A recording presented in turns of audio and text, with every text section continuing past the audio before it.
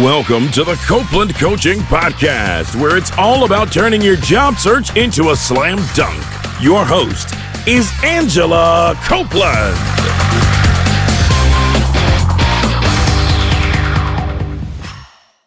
Welcome to the Copeland Coaching Podcast. I'm your host, Angela Copeland. On the phone with me today, I have Bill Schankel in Mount Laurel, New Jersey. Bill is the Executive Director of the Association of Information Technology Professionals, where he's responsible for strategy, governance support, and financial oversight. AITP seeks to advance the IT profession through professional development, support of IT education, and national policies on IT that improve society as a whole. Bill, thanks for joining me today. Thank you for having me. Excited to be here. Yes. It was so great to connect with you. I'm excited to talk technology with you today. So I understand that AITP was actually founded in 1951, which is quite a while ago. Can you share with us a little bit, if we haven't heard of AITP, can you share a little bit about your organization? Sure, absolutely. So we are in our 65th anniversary year. It's an exciting year for us now as the Association of Information Technology Professionals. We actually started out as in 1951 as the National Machine Accountants Association, and then actually had another change where we, in 1962, where we were actually the Data Processing Management Association. Oh, wow. So we actually started way back at what I would say kind of the beginning of the computing age as machine accountants and data processing professionals, and then as we actually changed our name to AITP back in the 90s, just to 1996, actually, when technology really turned, and it was, I don't say less about some of the hardware and the data processing, but more about a lot of other elements, such as the cloud and everything else that came with the 90s transformation. So that's when we became the Association of Information Technology Professionals. So we have a few members that have been members since the very beginning. Really? Yeah, we do have a few members that have been here all along, and know the whole story, and are great. Provide a great kind of legacy memories of our organization as it grew and changed and adapted through the years. Wow. So machine accountants, what would a machine accountant have been? So they were. It was really very similar. It was really a lot around the kind of the data processing group. The machine accountants, there were people that really worked on some of the early the tab machines and some of the early computers that were just getting out there. This is the group of people that kind of started up that process and worked with them. They were in the and then they kind of merged into, they became the data processors. So they were the ones that handled the putting the data into those machines and handling the process and getting the data out and all of that in the 60s. They actually started one of the first certificates for this. It was a certificate in data processing. It was an examination program, and that was started in 1960. And then, as I said, then they became the Data Processing Management Association, DPMA, in 1962, which was a little clearer name than machine accountants. But essentially, they were data processing professionals, even at the machine accountant side. And then, as I said, we've grown over the years and then expanded out to really take in all of IT. So now we're way beyond just data processing and have professionals from all areas of the IT industry. Oh, that's interesting. I bet you must have members who remember using Punchcards. They do. If you have old members. We do. We have some of our original members talk about that, and it's interesting to see because we have a fairly good demographic mix, a generational mix of members. So it's interesting to see, we're as younger members and student members look at the IT industry and get the perspective of some of the members that were joined back, in the 50s and 60s, and just how they even look at the technology today and their understanding of it, and sort of how they think about the current trends and issues, and where the younger members I think jump less to the hardware side of things. Some of the older members jump more into the hardware side. So it's just different mindsets going into it. So no, for sure. Very interesting group. Yeah, even in just the last 20 years, technology has evolved just immensely. So I'm curious, you mentioned that you have a pretty diverse group of people that are involved. Can you help us to understand the kinds of members that your organization really, normally attracts? Sure. So we have a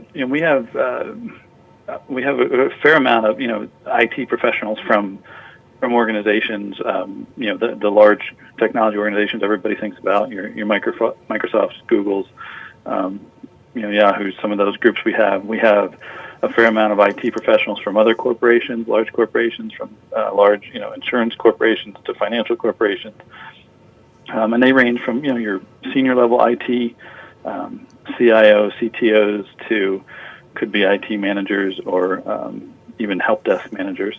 So we have a fair amount of those, but we also have quite a bit of consultants that especially some of the older members that have kind of moved out of the day-to-day corporate world, but they still work as consultants with various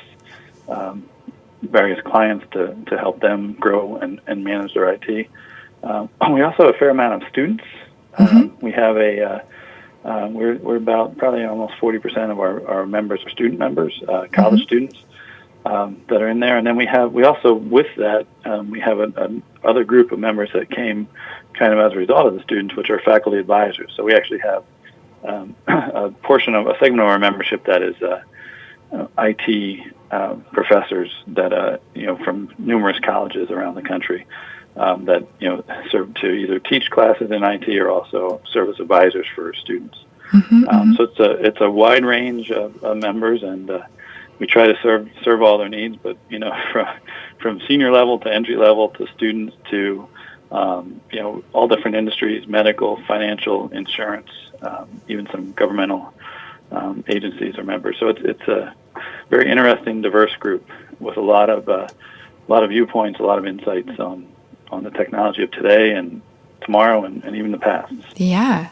No, absolutely. That makes a lot of sense. Well, you mentioned like really serving their needs. I know one of the needs that you do service is the need of sort of professional development, but more specifically sort of finding a job. And I saw that on your website. And I do want to kind of pick your brain a little bit about, tips on IT professionals who are looking for work. But in terms of the services that AIT provides around finding a job, what's available, for example, on your website?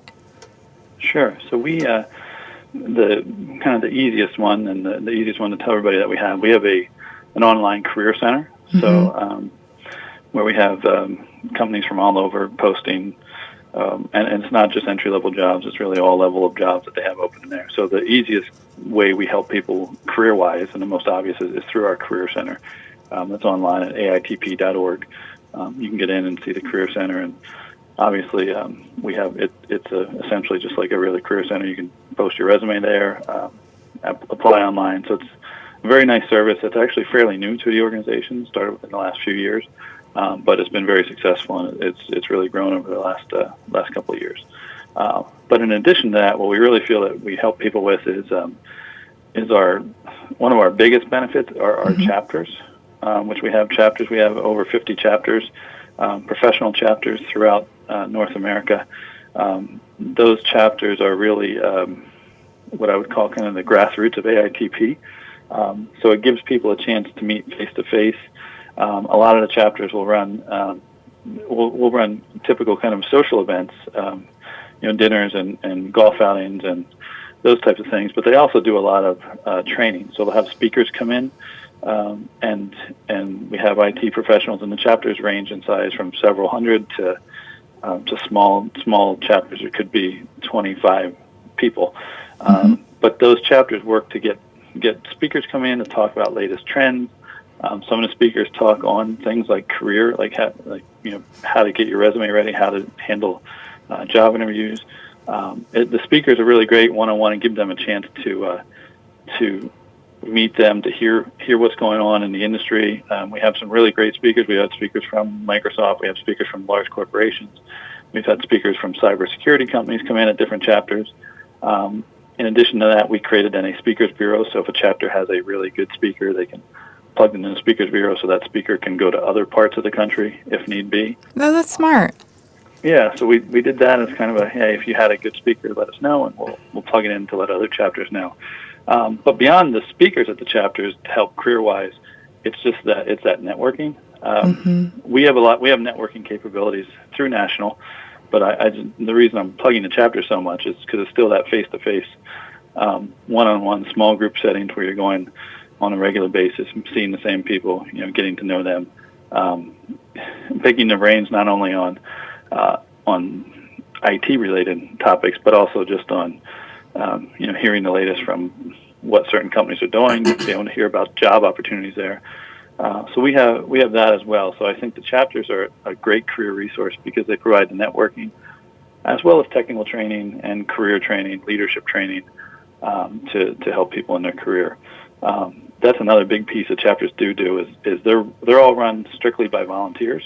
So it's and what we tell people and what a lot of our chapter volunteers will tell us is it helped them in some cases to find a job, but it also helped them to get better at a job because serving in a leadership role as a chapter president or a chapter vice president and helping organize these events, and it helped them to also grow as a leader within their own organization. So that was something that was exciting for us too. No, that's great. Yep. And in addition to that, we do several webinars.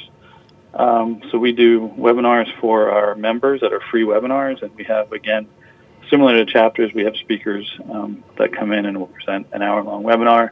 If you can't attend live, it'll be posted and archived so people can go back and download it and watch it at their own time. But we do try to keep people up to date with those things, and also we have a few different e-newsletters and e-publications that we send out that also keep people up to date on the latest trends and technology news that's necessary.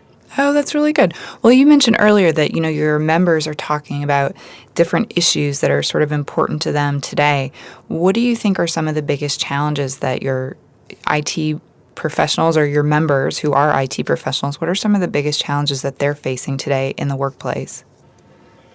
Sure. I think, the biggest one we see, and from some of my prior experience, I worked with another technology association prior to this, and really the trend over the last couple of years is obviously around security.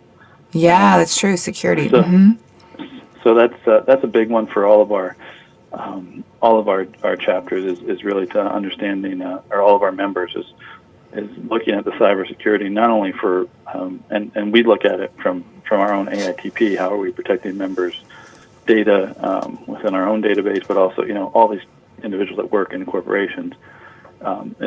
It's front and center in their mind, and how do they stay out in front of all the the various threats that are there and protect their customers. So I think cybersecurity is obviously a very big one for us. One of the other ones that that we is talking about is just it's some of the, I would say, soft skills of the IT world. Absolutely, for sure. Yep. So it's the how do you communicate? How do you sell? How do you and I'm not talking necessarily selling out to a outside client. I'm talking about an internal sales effort of something needs to be updated. You need to bring in you need to have a large capital expenditure for a new piece of technology. How do you communicate this properly and tell the story? And that's something I know in talking to a lot of our members who are in the IT world and some of the IT engineers. The soft skills are something that's always top of mind because they understand the technical talk, but when they have to go and present to finance professionals or marketing or sales professionals, how do you make sure that they're really communicating the key points and getting across what they need to get across? So I think soft skills and understanding how to communicate is always one that they're talking about. No, for sure. And then another big one for us is the STEM program. Yeah. STEM and pipeline programs is looking at the future, and it's funny to talk about because we do have a lot of student members, but just how are we going to ensure that we have enough talent in the future to continue what is sure to be an expanding more and more jobs available in the future. And we have several partnerships with other organizations. And I know as we have strategic conversations with some of those professional societies and associations, that's top of mind for them as well. So it's just about how do we bring in and train the workforce of tomorrow. Absolutely. I think it's interesting because as companies go out and look to hire, technology professionals, even though at times there are more technology jobs available, they're more and more specific. And so they're looking for someone that just knows like how to, program in ab initio, for example. And that might be one really specific thing, and they may have a hard time, finding people who can do that particular thing. So it's interesting when you mention STEM. I think there's a huge opportunity there to sort of grow, young people's interest in technology in general. Right. STEM was a big one for us. STEM, and I know kind of the pipeline programs is another one, but those are big for us, as well as some of the returning military. Oh, that's interesting. Yeah. So that's something else. We actually just last year our board voted to add a special military membership category to make it a little bit more affordable for some returning veterans. Because there's a lot of very transferable skills. What we find is, returning veterans coming back and active military reserves that are in, they have a lot of transferable skills that are very, very easily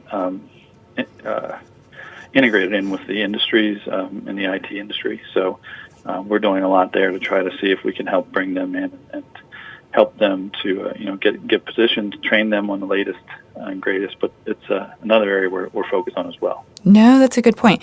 There's actually a new organization. Well, I guess it's been around for maybe a year now, but it started in Memphis, and I think it's moved to Nashville, and it's, kind of growing. But it's an organization specifically targeted at people coming out of the military and training them, whether it's computer programming or some other kind of area of IT, but training them in technology so that they can go from the military to becoming technology professionals. I could really see, why that would be an area of focus. The other thing you mentioned earlier, though, was security, and that's such a good point. It's funny because as a society, we look at that and that it makes us uncomfortable, right? Because it's like you mentioned, we need to keep our data secure and that kind of thing. But in reality, within the technology world, it's actually in a certain way, to your members, I would think of it as an opportunity. Like they can continue to grow their knowledge in this area and develop sort of a product offering to help keep data secure. Like it seems like it's kind of a new niche now. It definitely is, yeah. And we're seeing more and more. We've had some really great presentations on cybersecurity, and it's even though I think we've known about these security breaches and we've heard all the stories of the big retailers getting hit for a few years. It's still, as you said, it still is a fairly new phenomenon as far as IT professionals really understanding it and trying to stay out ahead of it. So it's something that we are. I think our members are very aware of as we look at webinar opportunities and as we look at chapters getting training speakers out there. It's always front and center as far as topics of what's the latest and greatest and how do we stay out in front of this. As we look to partner with different organizations out there to say, to work with our members to say we can give you discounts on different products. We do look at different cybersecurity organizations as well. Say, do they have a product that's really a strong product that we can help to help them to alleviate some of the costs of their organization if they're a member. So it's definitely something that there's a huge opportunity for us, and we look at it as a good opportunity to really train our members and keep them out in front of it, particularly some of the students that are just coming into it that don't necessarily understand all the impacts of cybersecurity. They'll see it as and we have this talk with different students, and students will see it as they don't want their social media handles cloned and those types of things, but to understand the impact at the next level once they start working for a corporation of what the impact that could have. So trying to train them as well to say this is really what potentially could be an extremely lucrative job path or career path for you if you got into cybersecurity. Yeah, no, for sure. And it's still such a new sort of area of focus. I mean, a few years ago, I was traveling internationally and I met someone who heads up a security firm in New York City. And, I asked him, how did you get into this? And it turned out, first of all, I don't think he finished college. He actually became a hacker.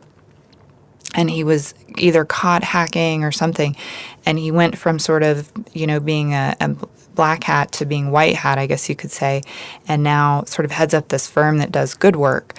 But to me, that just says this is still a really new industry with opportunity, because if the heads of, companies like this potentially come from that background, it means it's still really new, and there's room for people who go the traditional path to kind of get involved at this point.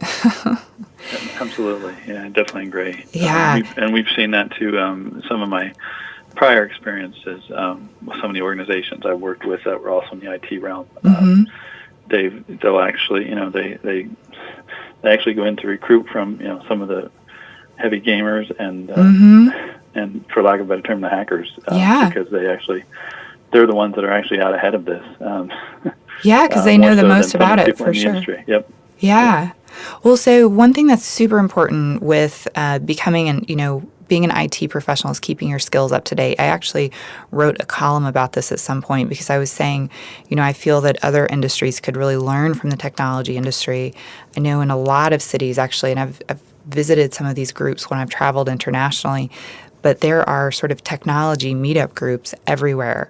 And I went, I've gone here in the U.S. a number of times. I went a few years ago to a meetup group in Sydney, Australia, and it's really interesting, because it is one industry where people are always learning and they're always growing, and you can kind of never stop learning or you become irrelevant. So I'm curious in terms of how to keep our skills sharp. Like, do you have tips for us as IT professionals? What should we be doing to stay up to date?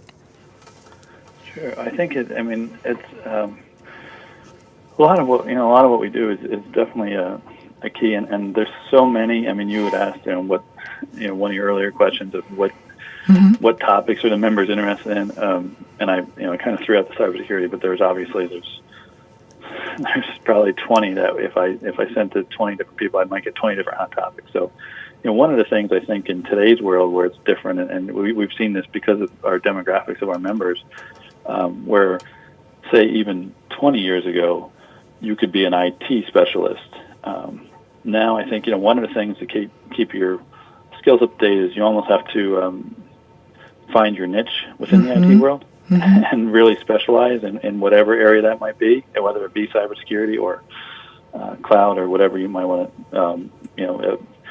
Some of the obviously the gaming and mobile side of IT is growing tremendously too. So there's a lot of different areas. But I think one of the things, if you're looking to get into this career and move forward, I think you almost have to pick your specialty, one or two specialties. You don't see a lot of, and you might see more than us, but I know on our career center, we don't see a lot of necessarily IT generalist positions anymore. It's very specific. So I think it's finding those niches, and then it's connecting with groups like AITP. There's other groups out there. There's a Society of Information Managers. There's different groups out there that can help you connect, find specialists in that area, and really give you an opportunity to read and take part in presentations, white papers, and just stay as up to date as possible. A lot of organizations and societies like ours provide really up to date and kind of the latest and greatest news. So I think it's always about reading what's out there, staying up to date, and then connecting with other members in your area and having an open network to say, this is what I'm facing right now. In general, what we find is, there's never a problem that nobody has seen with our members. If you put something out there, somebody's always going to have seen a version of it, so you'll be able to get answers and stay up to date that way. So I think it's the connecting, the specializing, and then the really taking as much as you can from presentations to white papers, whatever it might be. Absolutely. I mean, those are great tips. And, I just think when you look at other industries, I've never seen any other industry I can think of where people are so proactive and kind of almost have an entrepreneurial approach about learning. Because as an IT professional, I think if you sit and wait for your company to train you or to pay to send you to things before you're going to learn, you may be out of date like pretty quickly. So that's what I think other industries could potentially learn from the technology industry. It's just how to kind of keep up your skills and the networking and the learning and the, certifications. There are just so many layers to it, the IT professionals are constantly working on. So one other thing that you mentioned too, aside from sort of technical skills, is more of the soft skills route. And I will say I completely agree with you. Do you, I know, let me say from my experience, when somebody struggles in the soft skills area, like you said, maybe they have a new project and it becomes very hard to sell it to management, or it becomes hard to convince finance that you need the money for that project, or, whatever area. How do you suggest we go about developing or sharpening those soft skills, so to speak? Sure. So that's something that I think it's and as I said, and I understand in speaking to members that are IT that have been in IT their whole career, it's kind of the soft skills and the communication is one of the last things people want to do. But as I mentioned with AITP, we have some soft skills training opportunities. But beyond just the training, I think one of the ways we taught that our members are learning to help increase their soft skills is getting involved in volunteering in another organization, because they have to sell ideas, they have to take leadership, they have to communicate with a diverse group of people. But it's giving them some of that confidence of how to communicate and how to work through problems. So that's something that's great. But I also recommend, if there's soft skill training, and it doesn't have to be necessarily a sales course. There's some great training programs, even from the Dale Carnegie Training Institute, that just is, how to win friends and influence people. Gives you the basics of how to present and talk. So I really encourage, and we encourage our students to do the same. Is get out there. It's great to know the technology, to know the hands-on. To understand the coding, to understand whatever specialty you're working on, but to really advance in your career, if you really wanted to take it to the next level and move up several steps and become a senior manager or a director, vice president, those soft skills are so important. So courses like the Dale Carnegie Training, there's several different other groups. I don't want to just promote that one, but there's other groups that you can get training from. As I said, AITP, we do different things that help to train in some of the soft skill areas. And then we also, like I said, also get out and volunteer with organizations, be part of a committee or a board, just because that interaction is really teaching the soft skills. Even though you might be talking about still about a technology, it's just being part of that group I think is going to teach people how to sell, build consensus, work with groups, communicate effectively, learn how to disagree effectively, learn some levels of conflict management and negotiation.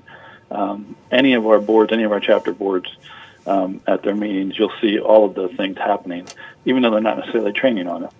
You'll see all of those things happening, and they have to learn to sort of maneuver in that environment, and that's a very transferable skill when they take it into their everyday job. Absolutely. It's interesting. I saw a study recently that talked about, the biggest sort of jobs that are on the rise, like where you should be looking for jobs. And it was across all different industries. And time and again, they were technology jobs that were rising to the top. But the same study showed, what will it look like in 10 years or something? And it actually showed that a number of those same technology jobs in 10 years are likely to be outsourced, some of the more basic ones. And to me, one of the things intuitively, I think, in terms of protecting your job security long term, is to really work on developing those soft skills, having experience as a manager, becoming more of a strategist and an advisor, so that you're more than just somebody who knows how to code or somebody who knows how to, manage a server or that kind of thing. And so I do think that soft skills have multiple applications.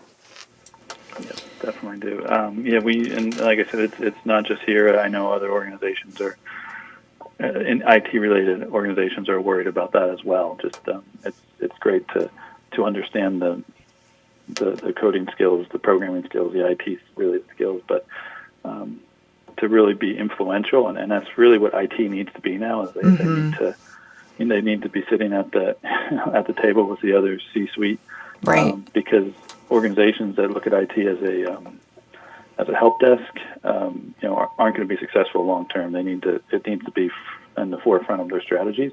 Mm-hmm. And I think a lot of cases why they aren't in some of the organizations just has less to do with the organization not understanding that, but more to do with the internal IT teams not necessarily taking their seat at the table mm-hmm. and taking that back seat. So I think it's learning these soft skills will help the internal IT teams to really learn that they want to be part of the decision, the strategy building, and beyond just they need to be proactive as opposed to reactive.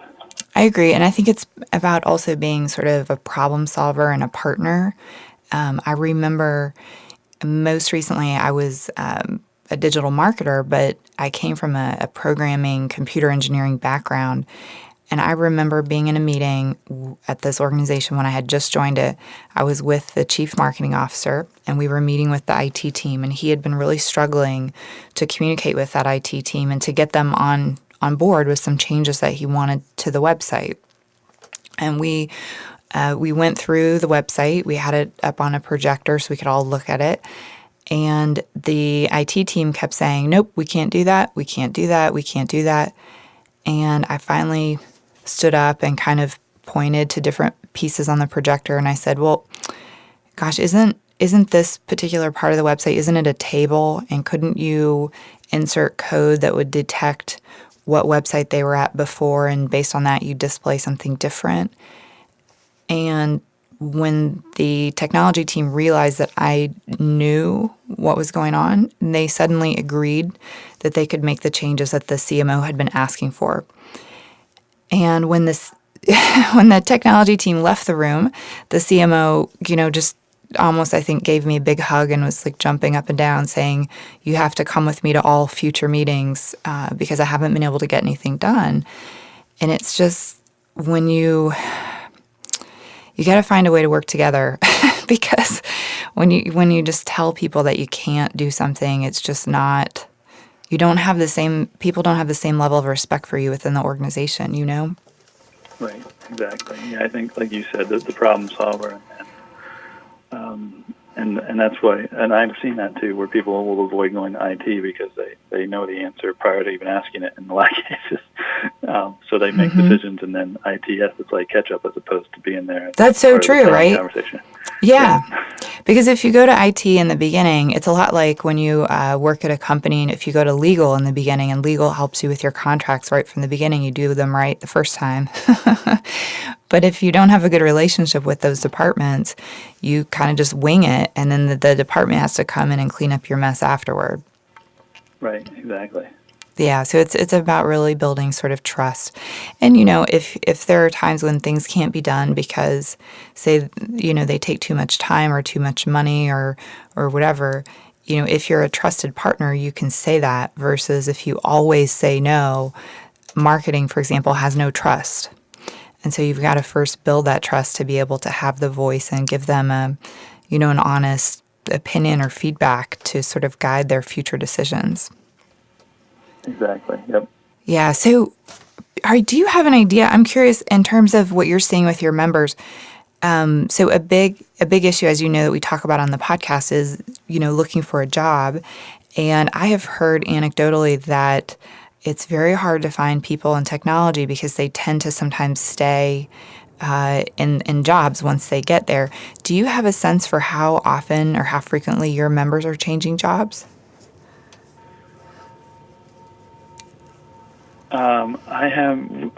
We don't know. I know we have, anecdotally, we have more and more people that are changing jobs, jumping, especially some of the people that are specifically in industry. And I don't want to say the term startup, but I know more people are jumping because of, organizations and it might even be startup organizations. They could be established companies, but they're almost starting up a different internal division. So I think we have a lot of our members that are really ones that are sort of out in front and look to as experts. I say probably jump around a little bit more than than say 15 years ago. Yeah. Just because there's so many new opportunities popping up, and if you're really good at your job and are looked to, I think you'll have a lot of opportunities there, and they can almost pick and choose as to which one sounds the most exciting and fun to them, and that's what we're seeing more and more of from our members, kind of jumping around to. We have some that obviously have been at companies a long time and stayed there, and they're fine too. But we do have some of our members, I think, are jumping around a little bit more as they move from. And as I said, it's not necessarily a startup, but it's companies initiating new IT-related divisions or strategies. Yeah, no, absolutely. It's interesting that you mentioned that they can pick what's fun for them, because I have seen that with a lot of IT professionals, and whether it's they get to work from home and that's really desirable, or they get to work at a place with a product that's super interesting. Like I had a friend for a while that worked at Netflix, which was super fun, I think, for him. And, at companies like Netflix, they also provide things like lunch and snacks and extra vacation. And it's really neat when your technical skills can kind of help you to leverage a career that presents a lifestyle that you like, and you have those choices. That's special and kind of unusual, honestly. It is, yeah. And I think the today's world too, IT is because they're not looked at as a help desk. They do have a lot of more flexibility opportunities for flexible jobs. Where you can work from home. In some cases, set your hours. So it's finding that right mix now. And I talk to a lot of members too that it's not always necessarily about the salary anymore. It's some cases it's about the opportunity to learn a new technology, be out in front of it. So there's a challenge of that. In some cases, it has to do more with the perks of flexibility and staying home. And in some cases, some of the IT people are learning because they're jumping towards I would say it's cause-related IT projects. Totally. So they're looking to kind of make an impact and make a difference with whatever cause that is. So. I love that. I mean, I think that's so interesting, and it's really special to have the opportunity to make those kinds of choices. So as IT professionals are going out and we're looking for jobs, do you have tips on how we can stand out from everyone else? Because, there's just a sea of applications out there. Sure. First and foremost, I think we touched on it a little bit earlier. There's plenty of certifications out there that are very well respected in the industry, and people will look at. Again, they require, most of them, I'll say, will require you to somewhat specialize. So it's understanding where you want to go and getting the proper certification. But there's organizations like CompTIA. There's a lot of the Cisco certifications out there, which are obviously very well known, and you'll see in quite a bit of the job postings that we have on our career center. We're asking for a very specific, Cisco CCNA certification preferred or whatever it might be. So I think certifications is definitely one. Really clearly illustrating in your resume or your CV or your cover letter, whatever it might be, what your specialty is and why that's your specialty. I think that's something that'll help. And then really getting involved so they see you're active. Even beyond, you want to obviously clearly illustrate in your resume and your cover letter, your introduction to the employer, what you're doing for your own employer. But I think if you are involved, like an organization like AITP or numerous other IT-related associations and societies, to show you're involved in them from a leadership point of view, or that you've taken their classes, taken their webinars, you've attended their events. I think that also shows that you're proactive and staying up to date, staying fresh with the latest and greatest, as well as you have a network of individuals that keep you fresh. So I think those are the three big ones, I would say, as far as how you stand out and how you make yourself known to the industry. Those are good tips. The other thing, too, I really encourage IT professionals to consider is leveraging your IT skills to promote yourself. And the thing is, a lot of people don't have those skills naturally, but most of us in IT have at one point or another had to build a website, and it could have been freshman year of college, or it could be, every day at work. But for years and years, I actually had an online portfolio of all my work, which is very out of date. If anyone looks at it, it's at angelacopeland.com. And that particular version was built like 10 years ago, but but it's got my resume, a portfolio of my work, links to websites that I built before, photos. It's just got everything. And the thing that's so nice is, first of all, websites are so easy to build, but as compared to your typical job seeker, first of all, they're not. I mean, most job seekers don't necessarily know how to just throw up a website. And then the other thing is it just takes a tiny bit of extra time, but it's something that very few job seekers actually do. So I would just think of ways to, stretch those technical skills that you already have just a little bit to put yourself ahead of all those other people. Those are great, yeah, and I think those are great ones, and yeah, I do encourage members to go beyond that and leverage even the kind of the video resume, where they get a chance to speak to the camera and speak to the employer, something to attach to. That's another way to kind of show off those soft skills, which may not be as recognizable in a printed resume or on a web page, but to put that video blog out there, give people a chance to see you. That's something else I also encourage. I love that. There was actually a study out of Chicago about, it was just voice, and it wasn't video, but it was like, what's the likelihood you're called for an interview or something if the person just read your resume versus if they heard your voice. And the likelihood that they would call you was significantly higher if they heard your voice. So I can only imagine it would be even higher if they saw your face along with your voice. Exactly. Well, so I do have one other question to talk about, and that is for technology professionals who decide to move to another part of the business. I can say for myself that I ended up in marketing after starting out, in computer engineering. How often do you see that, and do you have any tips for people who are thinking of moving into another area? Sure. I think we have quite a few people that have done that I know started out in the IT manager role, help desk role, that have grown and moved into sales leadership positions. We see it quite a bit, and we'll have people that that we'll talk to that are our members that say, when they start getting some real technical talk, they'll say, I was really into this 4 years ago. Now I've lost touch a little bit because they moved into sales or marketing, whatever it might be. So we do see it quite a bit, and I think it's a lot of it goes, the people that have done it successfully, I think, are ones that have mastered some of the ability to go beyond their IT silo and talk to others and look at kind of the bigger picture impact of what they're doing. We have one gentleman who I know is on the West Coast who's a member and part of our board that I think is he's done it. He's moved into the sales role, and he's very happy with that. But he said it was all about him, as he knew he was not going to stay in IT throughout his career. So as he stayed up to date on the IT needs he had and the IT education, he always looked for opportunities to be part of other departmental meetings and provide that input, and then it helped him to transfer into a sales and marketing role that he has today. So I think it's very common, and I think it's definitely if you're in IT now and you have aspirations to move into another area, it's a very simple transition, especially in today's world where IT is going to play such a major role in the future of most organizations. So I think a lot of companies would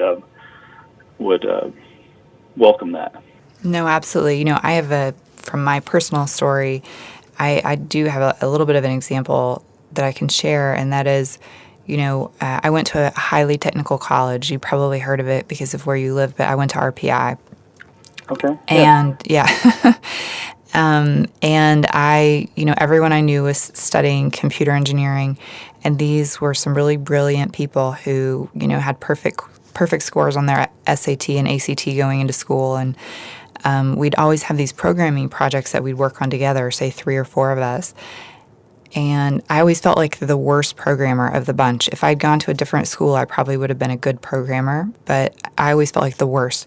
And so I would work on things like making sure that our report looked really nice, or making sure that we had pamphlets about our project, or, getting us t-shirts for the group, or, making sure our presentation sounded really good. And I always felt like I did that because I was the worst computer programmer. And when we were seniors, we had to write an essay about someone at school who had made a difference for us. And so strangely, one of my team members, who was one of these amazing programmers, wrote an essay about me and how helpful that I was, and how I was the person that brought all of our projects together and made them look good and made them make sense. And it was that moment of like, oh, maybe I'm not just the worst computer programmer. maybe I'm good at this other area. And it's funny because eventually ending up in marketing, even though I'm not the best computer programmer, I understand more about programming than any other marketer.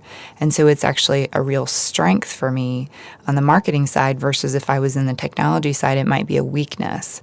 So I think that's something too for listeners to keep in mind is, if you're the person who's maybe like more extroverted or more social or more, what I mean is like you're a better communicator and maybe you feel weak on the technology aspect, moving into one of these other areas may allow you to leverage your strengths more and focus on sort of your weak area less. Because I know for me, that's what happened. Right, I agree. Yeah, I think you have a sense, and as that story I mentioned, I think that individual knew right away that he was he wanted more than say just the IT side of it, and he was comfortable looking to get into something. So I agree that if that's something you're interested in and you see that need. Interestingly enough, we have one of the programs we have is our National Career Fair and Collegiate College Career Fair. Oh, you do? When is that? We have that. We have it in April every year. Okay. So it's next year. It's in St. Louis. Okay. And we'll have information posted on that shortly. But it's for students. But it's the nice thing about it is there's a few contests and competitions within there that aren't necessarily just IT related. There's things about designing a poster or kind of helping them to get communication skills out. Yeah. So in some cases, we have students that'll say they always thought they were just IT, and all of a sudden they did this and they realize that I really like this part of it too. So it opens up those new ideas, and that's something they can work towards. And we see the students that are spokesmen for they're spokesperson for this group, and I'll say, okay, wow, they really can communicate well in a group. So I think opportunities like that as you're coming up through is take those opportunities and say, did you feel comfortable with that? Was that something you really enjoyed doing? And then that also gives you a better sense for, is this something I want to do? No, I totally think so. Someone asked me recently when I was speaking at an event if I could go back and talk to myself, when I was in college, like what would I tell myself? And I said I would tell myself to focus more on my strengths and less on my weaknesses, because sometimes when you're that really well-spoken person in the group, you are weaker in the technology area, and you spend, at least I did, I spent all my time feeling bad about that. And I completely overlooked the other side. So I think, as you're doing a career search, it's really important to reflect on what it is that you're good at more than beating yourself up about where maybe you struggle a little bit. Yeah, well, so this has been really helpful. I'd love to know, how can we learn more about your association? What is your website, and where else can we follow you? Sure. So you can go to our website, AITP.org. We have all the information there that we have. You'll be able to see as you go in and you read about us. You can look through our guiding principles. You can get into our career center, learn more about our students and our chapters, as well as some of our events and the different committees and interest areas we do have. We do have multiple Twitter hashtags as well. Too many probably to say, but we'll go. If you go to our website, you can find out where to follow us and what to do there. And obviously, there's information there on joining if they're interested in joining. We're glad to have all the information there. There's different pricing. Some of the pricing, there's national pricing is one thing, but then depending on where you are in the country and which chapters, there's different opportunities there. Yeah, but I noticed that it varies. Yeah. Yeah, it does vary, and a lot of it depends on how busy and how large the chapter is with events. So But it's all at AITP.org, and I'm glad if anybody wants to send an email, please, it's AITP_HQ at AITP.org is the email. So if they want to send information, that actually comes into me, and I'll be glad to respond, answer any questions I can. Oh, Bill, thanks for joining me. This has been super helpful. Yeah, thank you. Thanks for having me. Thanks, everyone, for listening. Thanks to those who sent me questions. You can send me your questions to angela@copelandcoaching.com. You can also send me questions via Twitter. I'm at Copeland Coach. And on Facebook, I'm Copeland Coaching. Don't forget to help me out. Subscribe on iTunes or Stitcher and leave me a review. Thank you for listening to the Copeland Coaching Podcast today with your host, Angela Copeland. Tune in next time to get more great tips on turning your job search into a slam dunk.